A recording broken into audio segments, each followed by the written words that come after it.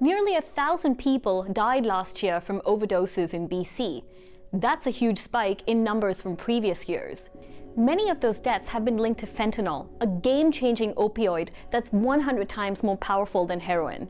But how is this powerful drug reaching users? According to border officials, China is the main source of fentanyl coming into Canada.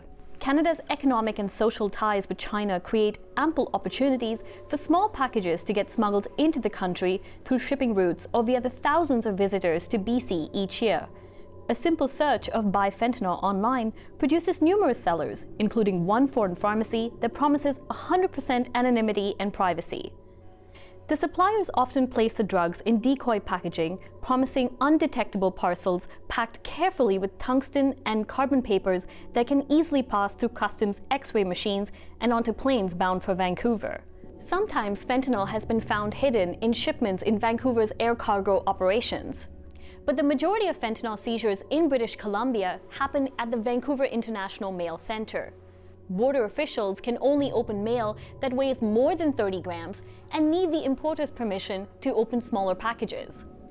Once fentanyl is in Canada, it's trafficked by drug cartels and gangs, and also by loan operators into the black market. Since most of the fentanyl coming into the country is in powder form, it's pressed into pills here. As for where the demand for fentanyl is coming from, the users are pretty diverse. Fentanyl is cheap to make, so distributors have been lacing drugs with it to give their users an extra kick. The drug affects not only people dependent on prescription opioids, but also severely addicted illicit drug users and recreational users who aren't aware that it's been cut into their drugs. That's why it's claimed the lives of people in the downtown east side and also teenagers from affluent neighborhoods. So what is being done to choke the supply and demand chain?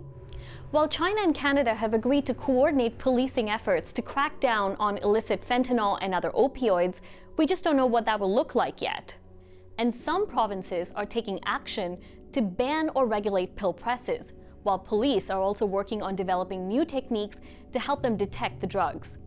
A bill is also sitting in Parliament that, if passed, would allow border officials to open packages they find suspicious that weigh less than 30 grams. Still, almost everybody working on the issue agrees we're not going to solve this problem by arresting our way out of it or more drug seizures at the border.